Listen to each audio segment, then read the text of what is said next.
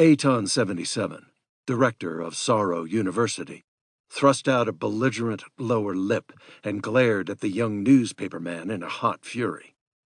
Theramon 762 took that fury in his stride.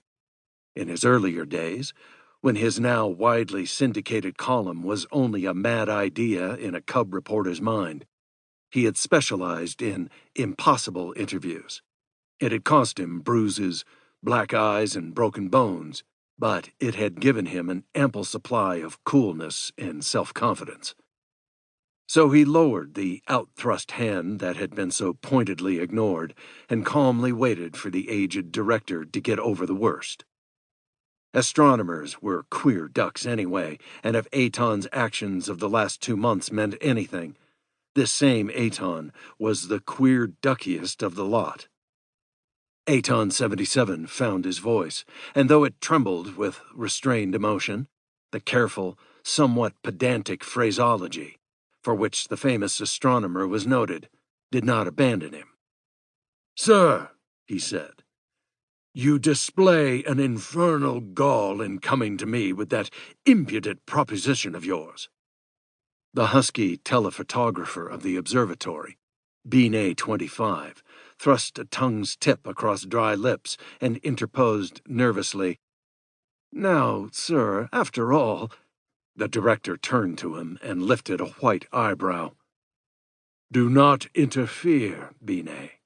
I will credit you with good intentions in bringing this man here, but I will tolerate no insubordination now." Theramon decided it was time to take a part.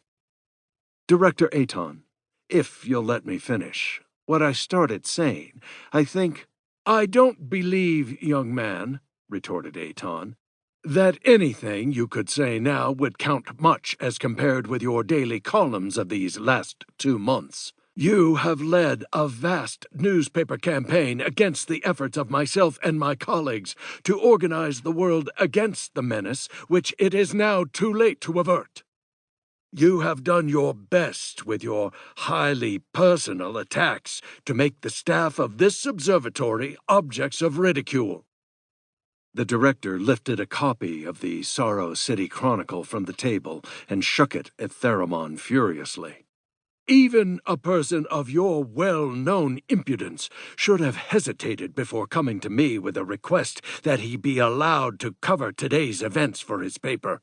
Of all newsmen, you—" Aton dashed the newspaper to the floor, strode to the window, and clasped his arms behind his back.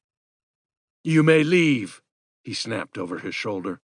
He stared moodily out at the skyline where Gamma, the brightest of the planet's 6 suns, was setting.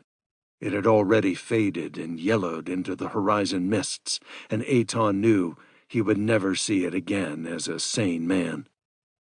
He whirled. "No, wait! Come here!" He gestured peremptorily. "I'll give you your story." The newsman had made no motion to leave, and now he approached the old man slowly. Aton gestured outward.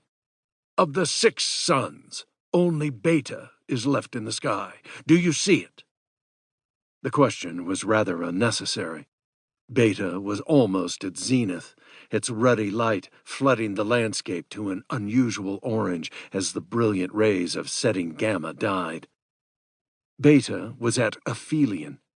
It was small, smaller than Theramon had ever seen it before, and for the moment it was undisputed ruler of Lagash's sky.